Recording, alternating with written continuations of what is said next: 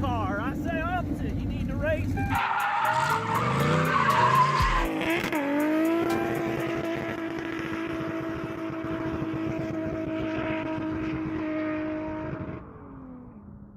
Oh, what the hell? God dang BMW motor fell out of the car again. What is up, everybody? Welcome back to another episode of FabTown. It's Saturday morning. I've been really slacking. We have got a ton of orders on the website.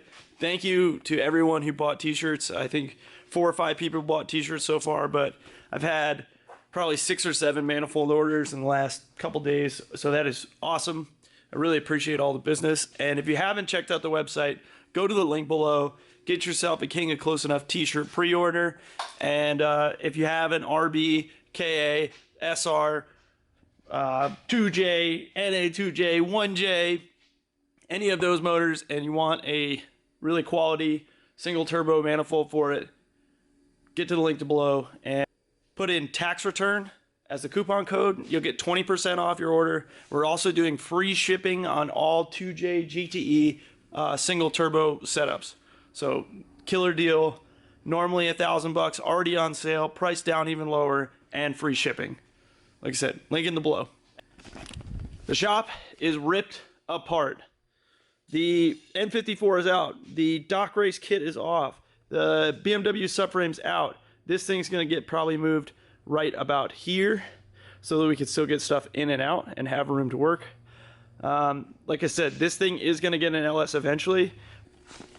We're gonna work on that today. We also have a really special guest who dropped off his car, and we're gonna go outside and check this thing out.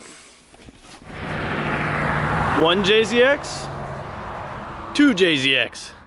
This is a guy on base that I work with. He brought this back over to Japan. He lived over there for several years, and this thing is fucking wicked. It's got all these bitchin' over fenders, full kit, like flared fenders, extended hood vent.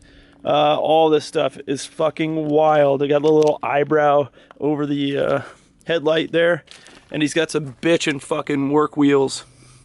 Really killer setup. Even the inside's fucking clean. Got the brides, the Momo, the full trim package. Basically makes mine look like a pile of shit. So maybe one day mine will look this good. Hopefully once we get this thing painted and get the kit on it, it'll actually look pretty fucking wild. But I would really like mine to look just as good, as not better. So, well, I don't know if I can expect for better, but just as good would be, I'd be plenty happy with. This thing has a factory 1J in it, R154. This is still twin turbo, so he has the full kit in the car, and he wanted somebody to put it on. A lot of people don't trust themselves to go through that whole process. However, putting on turbo kit's kind of what I do. So, we're gonna get this thing prepped and inside the garage, get the turbo kit off, and start working that today. Hopefully get it all done today. We'll see though. Sometimes these things, we run into problems, but we'll do our best. See, he pulled this whole thing out and then pulled that back mat out and just left the bottom seats. I wonder if I could do that. I could probably do that. Meanwhile, I got my messy car, my boots, 4-inch piece of exhaust tubing. Maybe I'll put my my seat back there. Who knows? All right, well, no time like the present. Let's get to work. Yada. All right, BMW's over there. I would not have been able to do that without JP. So this twin turbo setup off and get that single turbo Greddy truss setup on there. See how much we can get done today. It's gonna be a lot of work, but I think that we can get pretty far. At least get everything off and get everything started mocking up, and then start working on the downpipe and everything, trying to fit that all in there. So should be good. I'm excited though. It's gonna be fucking sick. Bam! Like Emerald, it's fucking off. It wasn't even that bad. It only took 6 hours to remove. 1J twins are notorious for being a pain in the ass to remove, but when they are really on there tight, they're even worse than you can even imagine. So, luckily we had the whole gang, and Garrett's here. Garrett's the guy that owns the Miata that we're putting the LS in. Yeah! So, hopefully, Greddy Performance has designed this kit to go on We'll see. flawlessly. Otherwise, we're going to be sending them angry emails. You're like center track fabrication. Yeah, but at least it's off. It didn't come out cleanly. We ended up cutting a couple things because they were rusted and seized, and Jake ended up opening up the radiator cap and dumping a bunch of fluid on me for no fucking reason, because that was nice of him. I thought you would look hot, so. Oh, yeah, well, I got cooled down. All right, so we're going to get this Greddy Performance setup all squared away. We got to hook up a bunch of lines. We got to do the coolant block-offs and then the oil feed lines. And then we got to mock up the turbo and everything, make sure it's going to be good. So. Okay. Based off our previous test fits, this has to go way down here.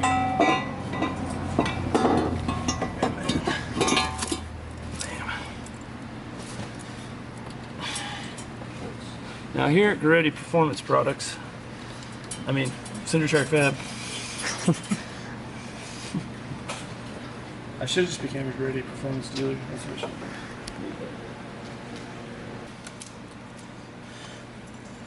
This is a really interesting flange design. It uses a Mitsubishi 3-bolt flange and goes to this really small opening, but on the hot side of the turbo is also really small as well. But the cold side, on the compressor side, is huge. So they must have done some pretty rigorous testing to find out what the most responsive spool setup is, because over here in America that would be considered pretty tiny. I'm really curious to see how it is, because if it does work really well, I'm trying to assume that it would. I mean, I would hope that it would. We're going to start making some T25 1J stuff with some modified compressor housing, because that's what's up, apparently. Oh my god, it's so bright in here. Okay, so it's Sunday. We ended up working in here pretty late last night trying to figure something out after we realized we had some major issues. I'm not sure if that's in the last clip. If it is, I'm sorry for repeating it. The turbo setup did not come with a drain line, or it did come with a drain line. It did not come with the correct drain line. It came with this little drain line, but that thing is itty bitty, and the drain on the bottom of the turbo is actually similar to a T3, T4, like one of those eBay kind of larger drain plugs. I'm gonna see around the shop if we have anything before I start making stuff, but more than likely I'm gonna have to make stuff. This place is an absolute wreck. We got so much shit going on in here right now, and there's just, it's a total mess. So I'm gonna have to do something with that eventually. I did get new lights though. Boing, boing. And the new lights are really nice. It's almost like too bright. But it's great, I can see what I'm doing now. Like the other day when I really just couldn't see anything, we were kind of working out of the dark. I'm gonna get going on either finding that drain line or making one, I guess. Turbo drain line. Make one just like. I went ahead and did a bunch of shit and didn't film any of it. I gotta say this again because the camera wasn't on the last time. The pressure line's all tapped and then bolted up.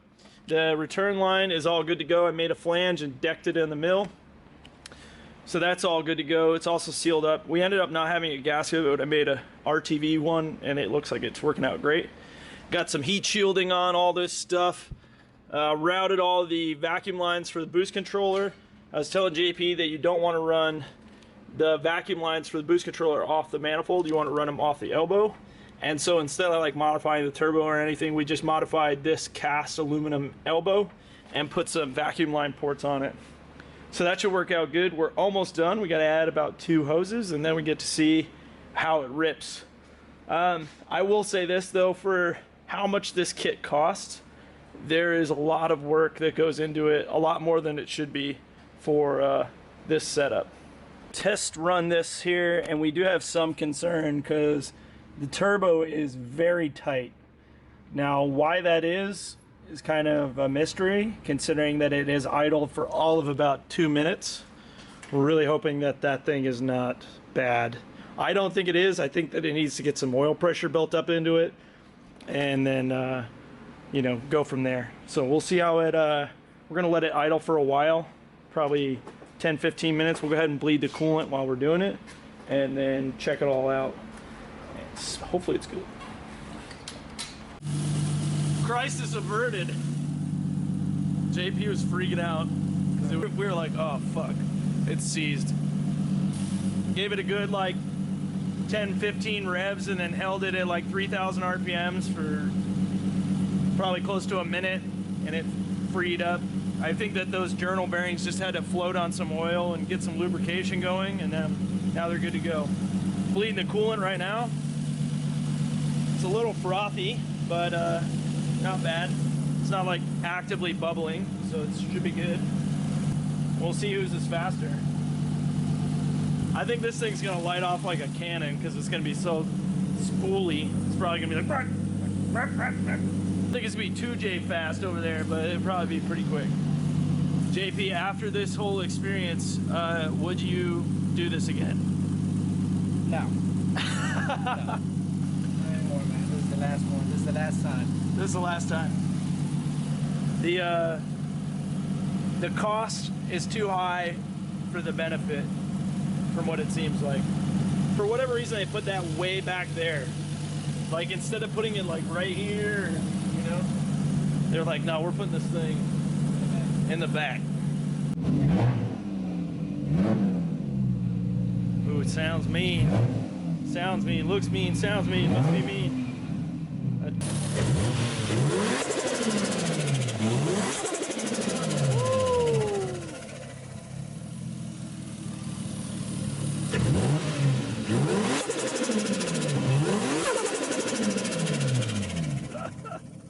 Hell yeah. I don't know if it's worth $5 grand, but it sure is cool. Yeah, it sounds like a $5 grand sound. Sounds like $5 grand to you? Okay. That's all that matters. That's all that matters. We got the plugs gapped. We got the wastegate set at 0.9 bar. And now we're gonna see, he hasn't driven this with new plugs in how long? You said you've never changed the plugs? Probably like a year. A year? Yeah, so it's gonna drive like a whole new car. I'm gonna hop in. Yeah, there you go. Protect these nice seats from my dirty ass.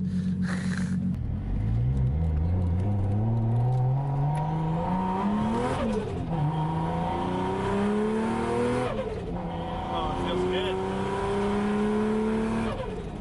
Yeah, feels good. Oh yeah. Oh yeah. It sounds fucking insane.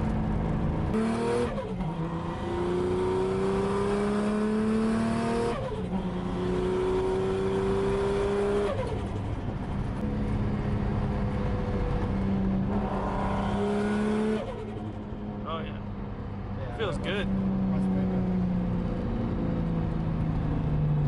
That's how it's supposed to feel, with good plugs. Well, I think that's going to be the end of this video. End of the $5,000 Greddy turbo kit install. And what a journey it has been. Probably haven't filmed nearly as much as we should have, but a lot of it was just nutting and bolting stuff.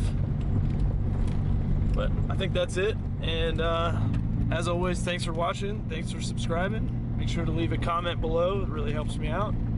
And thanks to JP for having me do the turbo kit install. And we will be doing some more JZX meets with the other 2 people that have JZXs in Idaho. And yeah, so I'm sure I'll film some of that.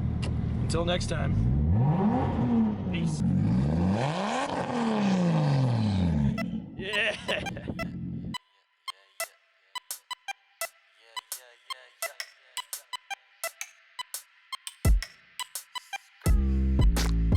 Jets, JZX, 90 ways to break your neck. Close enough, watch your step, slam dunk and rip the net. let. Chillin' on my private Laker, standing O after my set. Michael Scott with the paper, midnight level with the threat. Militant with the beat, left, left, right, left. I don't know what you've been told, but they all fucking with the best. No more fabricating lies, 30,000 in the sky. Mark 2 to the room, I'm an A, she open wide. Sipping coffee, no cream. 120 down the street. 11,000 with the heat. Turn the fuck up, bout to melt some steel beams. Sipping coffee, no cream. I'm already too sweet. 11,000 with the heat. Turn the fuck up, watch me melt some steel beams.